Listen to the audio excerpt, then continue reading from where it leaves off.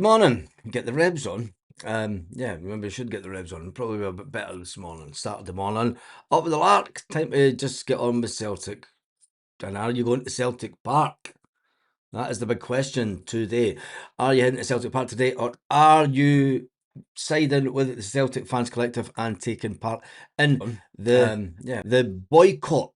Anyway, and the referee today is Lee Ryan, and as it's got on the screen there, and then it's got 1-5 Celtic, 13-2 for the draw, and 14-1 for Dundee to win the game today. And if you are interested in betting, click the first link that's in the description of the video, and that will take you through to outplayed.com. We are an affiliate for that, and you will learn how to beat the bookies on an ongoing basis. Anyway, Martin O'Neill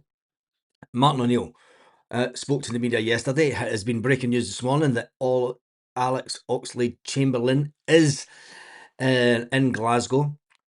And that's all nice and good. That deal is done. It's a no-brainer. It's a deal until the end of the season. And then it's also a case of wait and see and have a look at the end of the season. And once the new manager comes in, talks with him and see if we take it from there. Martin O'Neill did say at the point of interview yesterday, he was being deliberately guarded.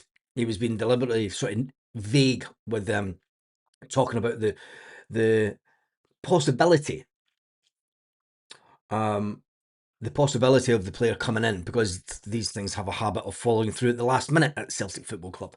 But he says at that point, I think he wants to come. I think he's coming. And Martin O'Neill says, I like him, I want him, but I've been burned before by saying that players are almost in the door, especially in the last transfer window, saying that players were almost in the door and they didn't appear at Celtic. The thing about Martin O'Neill, he said, I think Celtic Football Club, I think the football club itself has probably convinced him more than anything else about why to come to Celtic. And obviously speaking to Joe Hart loves the club. If anyone speaks to Joe Hart and they said, look, I've got a chance to go into Celtic, Joe Hart's saying, take it. You'll love it. You'll absolutely love it. I don't know if you'll love it as much as what Joe Hart's time was, because the fans were quite together at that time. But Martin O'Neill says, look, he's not selling himself, the club's stature, the European football, although he won't play in the next round of European football. He says the dressing room has leadership already. It's got Schmeichel, it's got McGregor, etc. And it's got the history and expectation of having to win every single game. And a lot of players like that, and especially in their later career, it gives them that final little bit of challenge. He says, talking about age, he says, and his fitness, he says, Martin didn't know when he'll be ready. He's aware that Europe may have come too soon for him, but he stresses the desire over guarantees. He says he's 32. There's no age whatsoever for players in this day and age. I remember Scott Brown being told he was past it at 32 at Celtic, and he went on for another couple of years. He says that age is, look, there's nothing in the modern day. He says the way that players look after themselves, it's not like it was back in the early 2000s and 1990s, where players pretty much went out for a bevy straight after the game. And getting tanked up. Some players even got tanked up before the game so they could play. But anyway, speaking about the Europe and stuff, he's admitted having to relearn some UEFA rules. And he says that he would rather that the players were already in the building rather than waiting on players to come in. So, talking about the elephant in the room, and I think that it's always a case that we're going to have to talk about it today, the boycott, the supporter boycott. And this is an interesting part from Martin. He acknowledged the fans' frustration. He admits that this situation to him is new as a Celtic manager. It's uncomfortable for him as Celtic manager, because at his time at Celtic, the fans may not have liked the board, but they weren't vocal about it at that time. The club was going in a good direction under Martin O'Neill, even though that he himself admits that, we may have signed a player like Janino and it didn't work out, being released from a club, World Cup winner, and that didn't work out at Celtic. So he finds it very uncomfortable this time. The fact that we had this togetherness in the early 2000s, and yes, the fan base has got older. The fan base are all 20 years older. The majority of the fan base that were standing up and singing for 90 minutes of the game are now a little bit past it, and we're all getting on a bit, and that plastic seat in the freezing cold is comfy as hell. Freezing your arse off, sticking to that cold plastic seat. There's nothing better. Oh wait, you could get up, stand and sing for 90 minutes of the game, but the majority of fans don't, and they prefer to sit. And some of us don't even like the plastic seats. So some of us, when you get to a certain age, go, "Fuck it, I've done my dues. I've done it.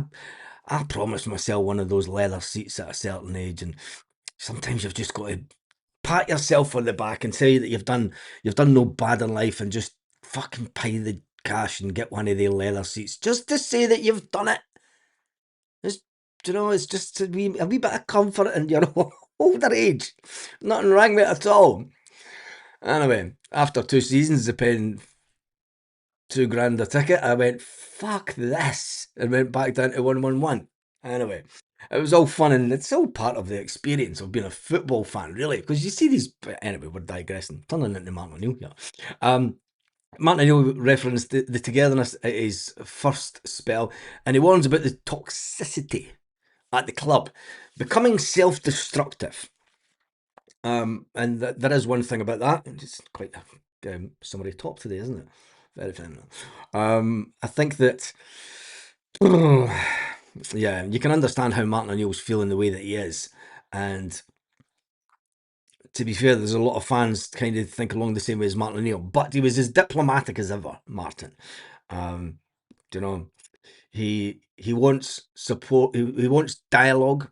He didn't take sides with the fans or the board, and he just thinks that unity gives us a competitive advantage. There's no moral argument for that at all. But then again, sorry, Martin, the fan base that you left behind 20 years ago, may be together at games. We'll be together again. For the right time.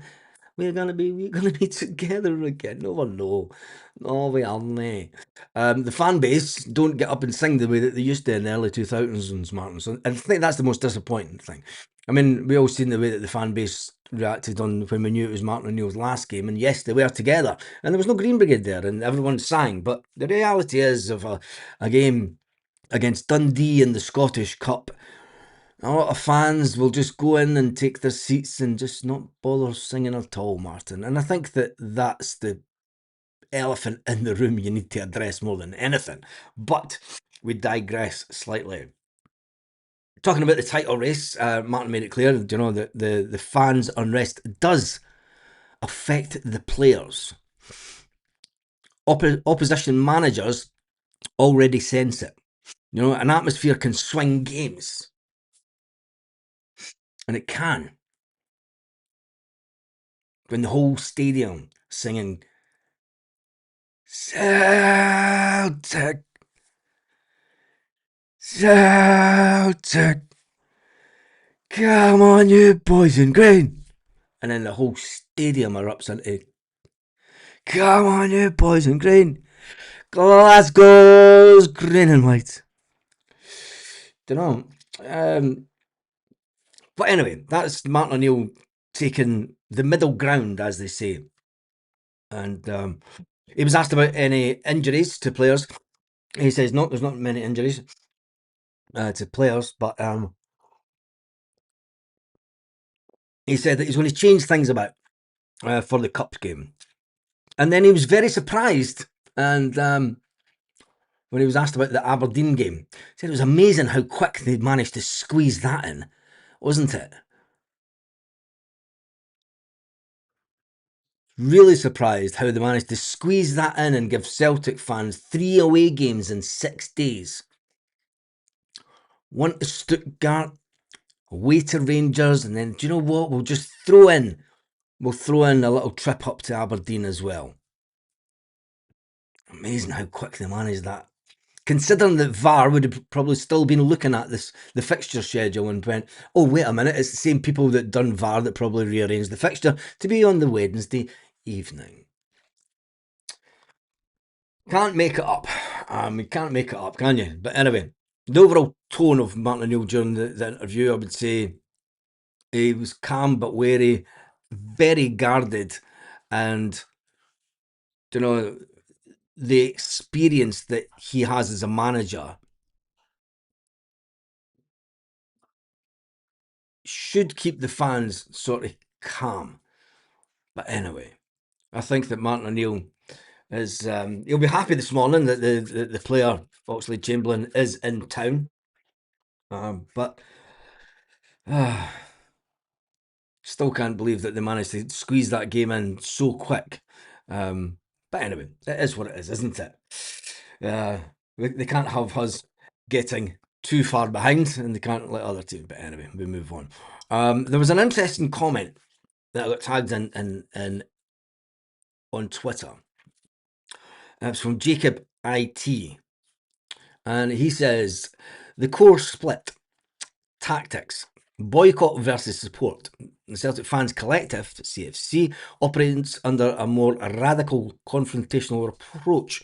Their goal is to force change through. For example, the Not Another Penny campaign, and as of the February 2026, calling for boycotts for specific games. They believe that the board is detached and lack accountability, and that the previous, more moderate protests have failed.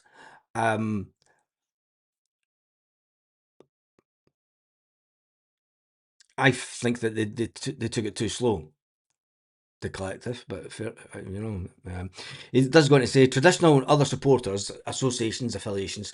Well, many supporters support the aims of the collective. A split has occurred regarding tactics.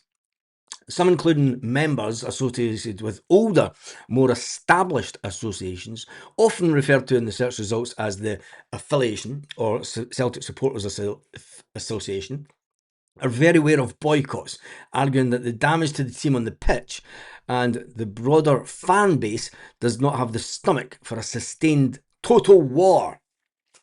Man, I don't think that mate, I'm bang on with you with that one.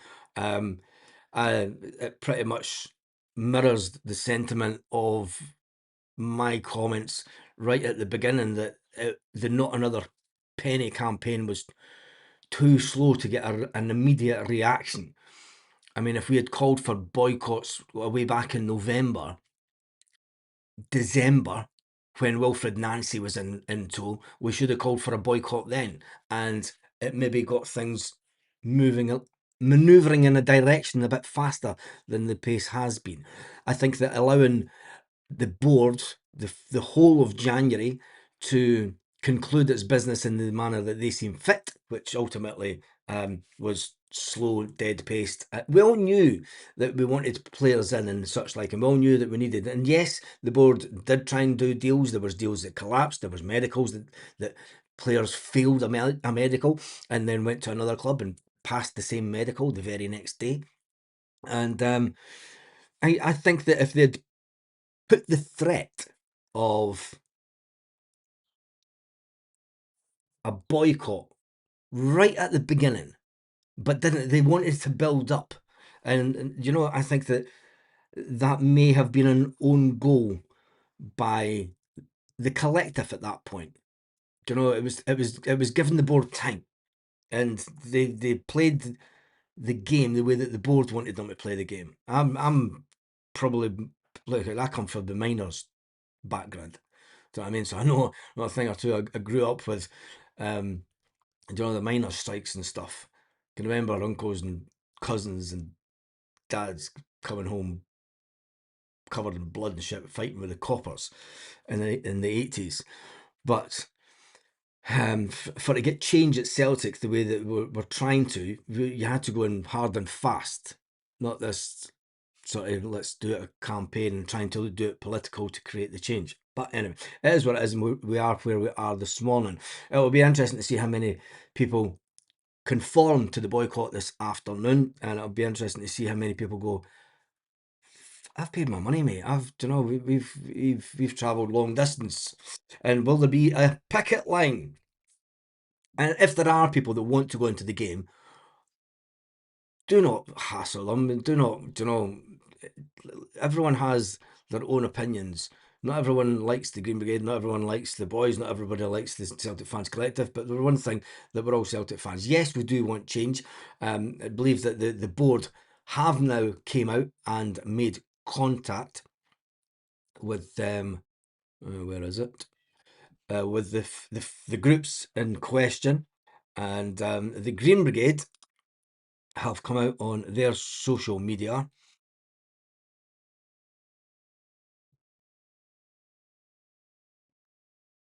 Chris Sutton posted this morning on my column. He's writing about he suspects Martin O'Neill wasn't happy with how the Celtic transfer window. And he goes on to say that Martin and the team, now this is Chris Sutton 2 hours ago on Twitter, Martin and the team do not need the negativity inside Celtic Park. Plus, fans who want to attend the game should not face criticism from the boycott brigade. Thoughts? There is Chris Sutton having his say. Yeah, Rab, I am getting onto that just now. That is the next one that I was getting onto, but I just seen that one come up from Chris Sutton. The North Curve Celtic, they put out, it's like fucking Statement FC. They put out a couple of things yesterday. The boycott update. We will get this bit on. I'm just going to do the screen. It's way easier, and then I'll get into your thoughts on everything, because I know that everyone likes to have. Jim Lister's just came into the building. Baz, I hope everyone sings your song today. Doing the huddle if you want rid of the board. Let the board see for themselves how many of the Celtic family want Nicholson and Chris McCann. Yeah, I hope that there are the fans that go into the match today that don't boycott. I mean, I'm not too sure what the people that are boycotting the game are going to do, because they don't seem to be protesting outside the ground. They're just boycotting the game. Sorry, but I'm old school. You're pretty much. I mean, I'm pitchfork, pickaxe, and shovel stuff at the front door of Celtic Park, not allowing the board into the stadium. That would be my way of going about it, but they don't seem to have come out with that. But the people that do go into the stadium today can still be very vocal on the fact that they won't change, unless they don't want change. But this will be back in the team and still making your point across to the board. So the first Celtic Fans Collective statement. Last night, Celtic Football Club released a video of interim chairman Brian Wilson calling for unity, suggested he was keen to engage with all Celtic supporters groups. There had been no discussions between the club and the fans beforehand, and emails were sent to several organisations shortly before the club's release. So, although the Celtic Fans Collective had not been contacted directly.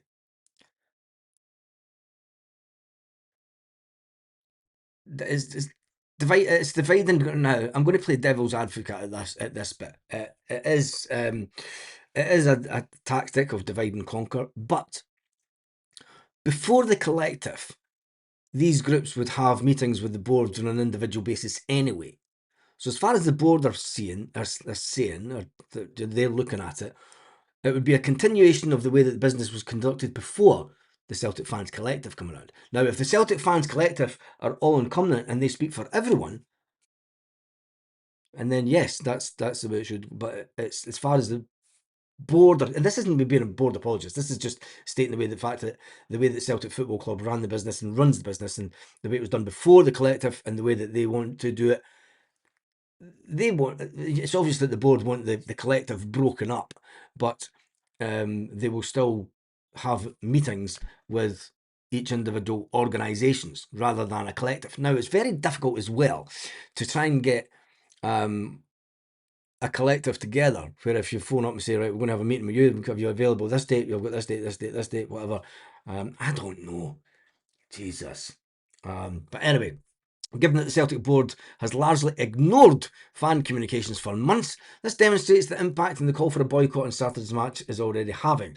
We remain keen to engage with the representatives of the club to make sure progress with the issue and that matter most to the supporters. However, as things stand, there has been no change around these key issues previously outlined. The removal of Michael Nicholson, the reinstatement of the Green Brigade, and the lifting of the fan media. They seem to be narrowing down their demands now. They seem to be really watered down, because at the beginning it was the removal of Nicholson, it was the removal of Chris Mackay, it was the removal of everybody on the friggin' board. They've then narrowed it down to 3. In a game of political warfare, the board will think that they've got a chance of winning. Because to me, just putting out those 3, oh,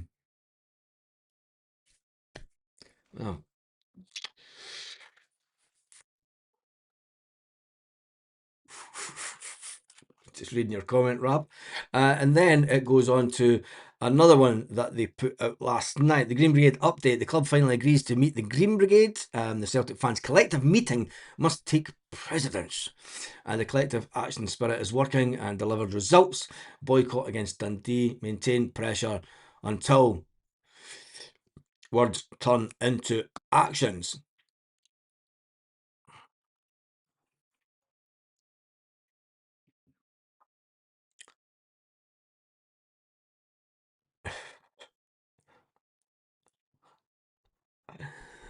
Oh, I don't know. It's fucking Jesus.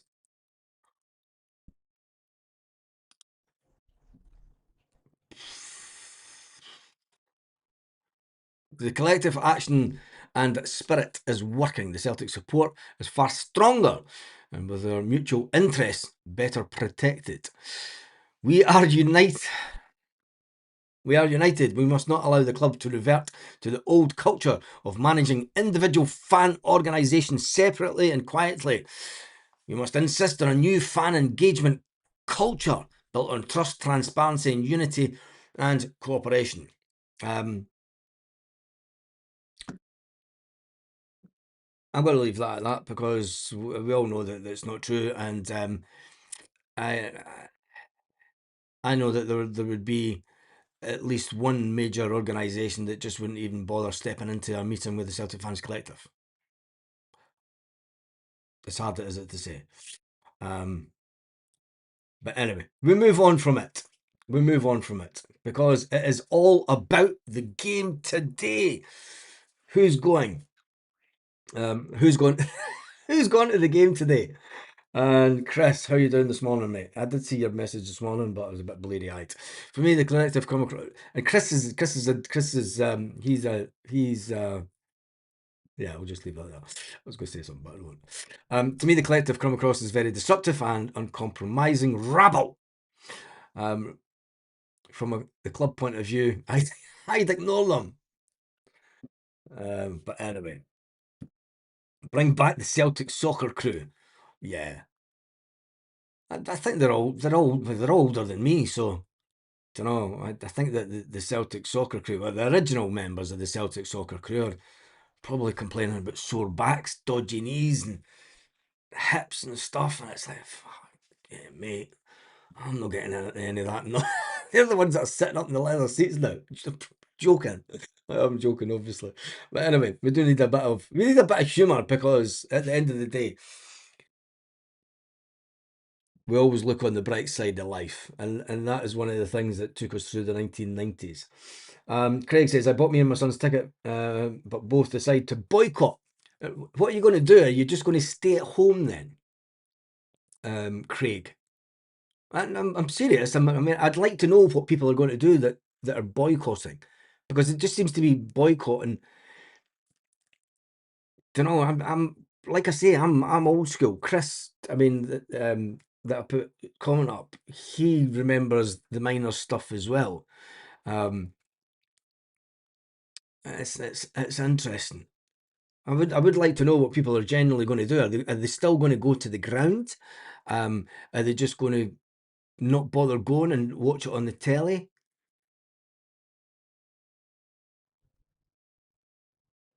I don't know. It's weird. Support the fans, sack the board, boycott is the only way for them to listen to us.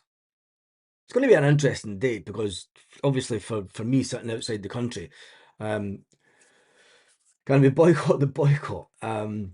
People should remember that Dermot Desmond is the only shareholder. He doesn't own Celtic, and says Dermot, how are you this morning, mate? You can't take the money. Yeah, I know you can't take the money, mate. But mate, we know, you know that we won't get change. He will put another puppet in. He's the one that got rid of Dominic Mackay, the last man to enter Celtic Park with a manager that had serious ambition for the club. I think that the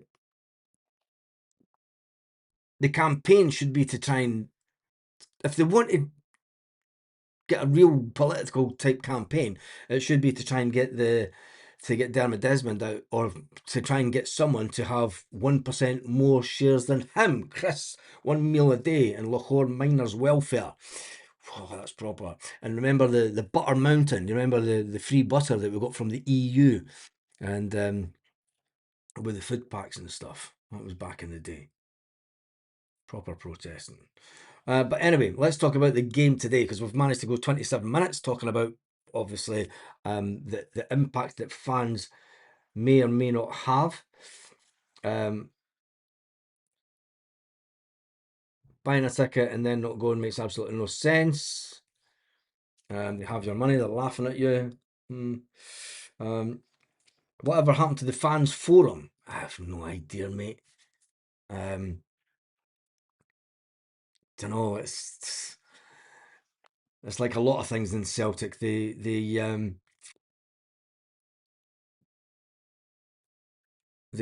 just. Oof.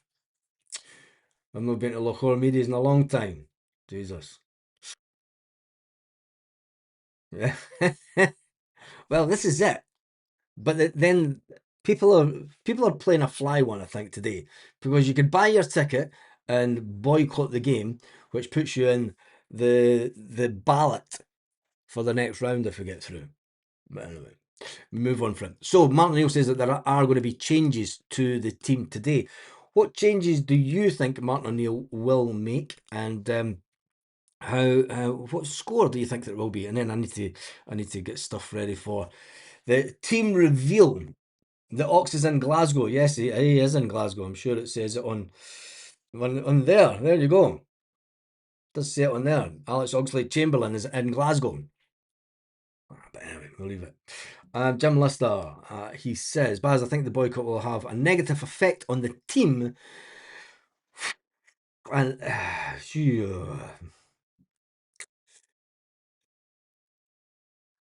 we really need to back the team on the park. It's a hard one because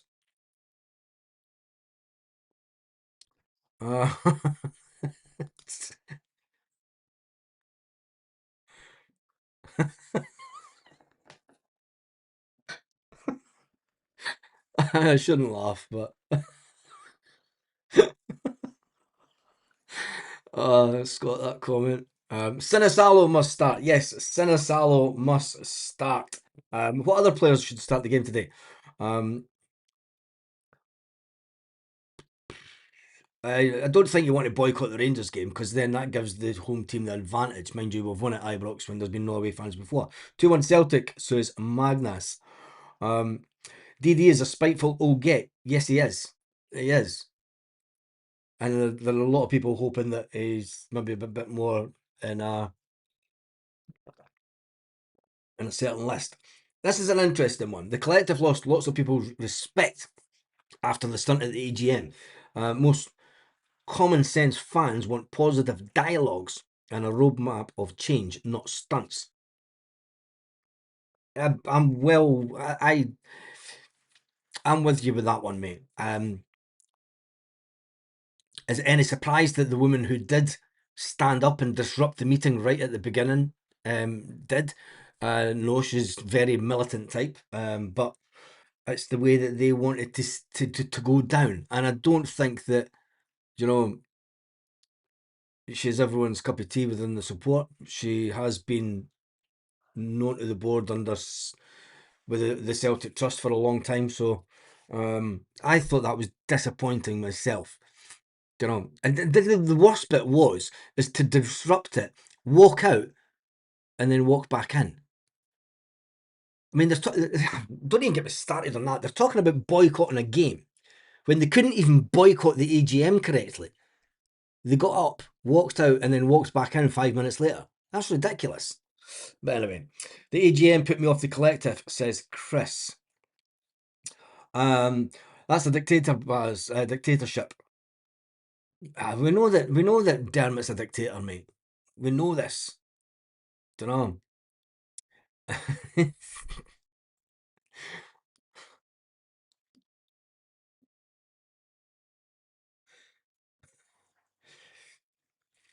Desmond and family are Irish establishment in bed with the wider establishment. Oh, there you go.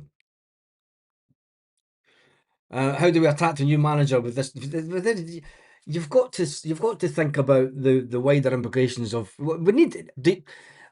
There's one side to this that I will agree with, that we need to get rid of Michael Nicholson before there's any decision made on the next manager, because his transfer negotiation tactics are fucking terrible. I'm whether a football or fishing. I'd just stick the sign on your seat, mate, gone fishing.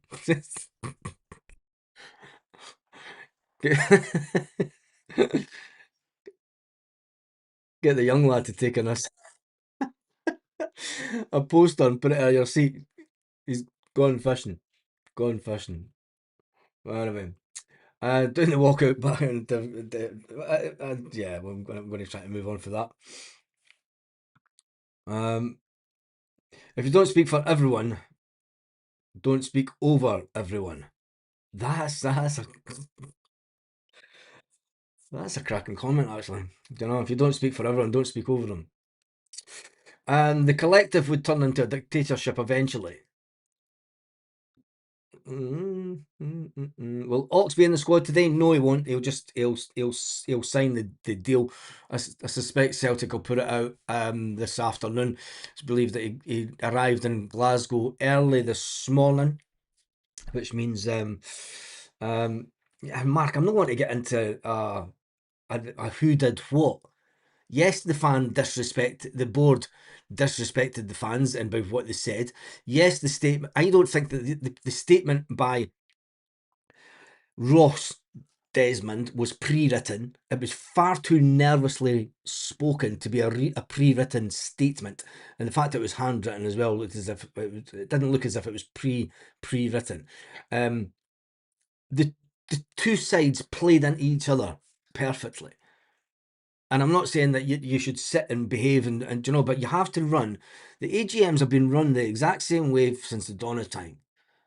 Do you know, but by calling and disrupting to stop the business of the day when it comes to the regards to an AGM that runs the same way every year. Everyone knows what's happening.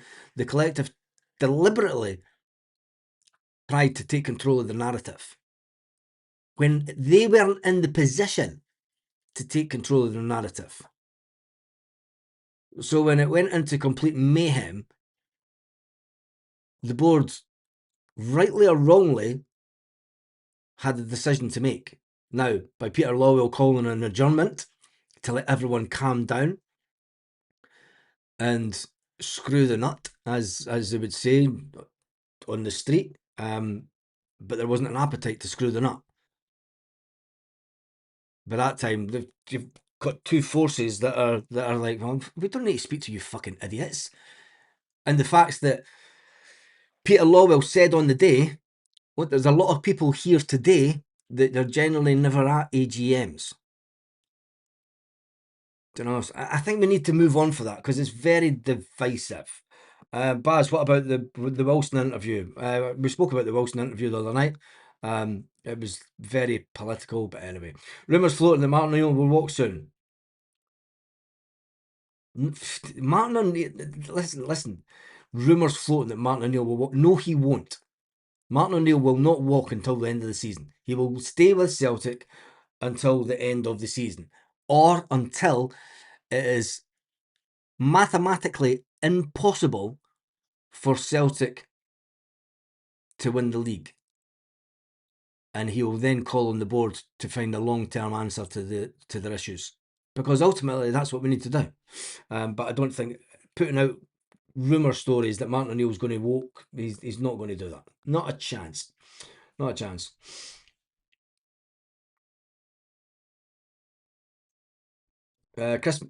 Michael Nicholson and Chris Mackay will be kept here to take the heat off Dermot. The thing is, if you get rid of Chris Mackay and Michael Nicholson like they want, Dermot Desmond is going to be the one that brings in the next bunch of people. Do you know? So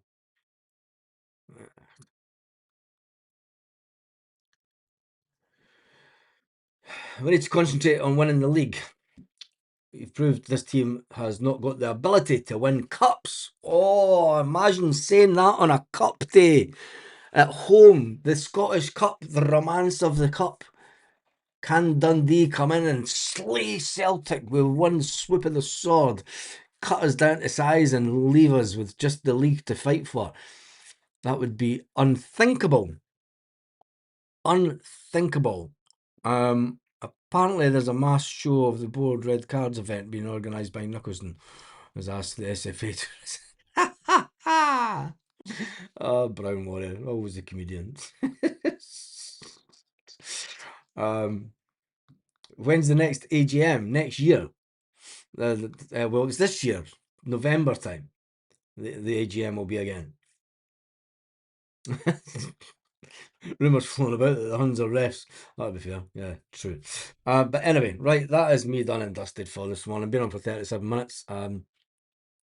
We're just going around in circles. I think that we'll wait and see. We will be live an hour and a half before the game today. If you aren't at the game and you're boycotting, jump on, and you're sitting at home watching the game, jump on. There will be the team announcement video, but we'll see the changes that Martin O'Neill has made to the team. And then there'll also be the watch along. And people are saying, well, you should be boycotting watching the game, boycott watch alongs. I don't think you go through, is everyone just not going to watch the game?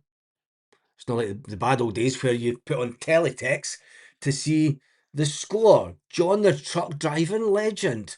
And he's in Aberdeen today, working today, so can't go to the game. I was 2 during the strike, and my mum worked during the strike to bring in money for the full year, staying with family in Glasgow, off and on, while my dad was on strike. You were only 2 during the miners' strike. You young man, you.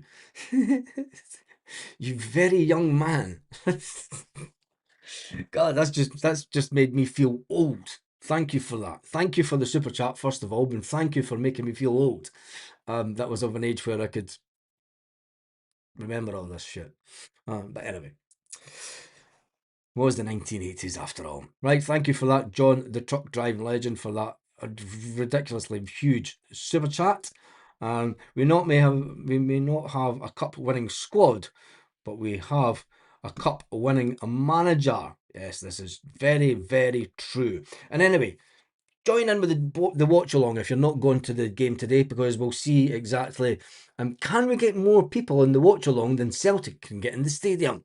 That would be an interesting one. On that note, have an absolutely fantastic day.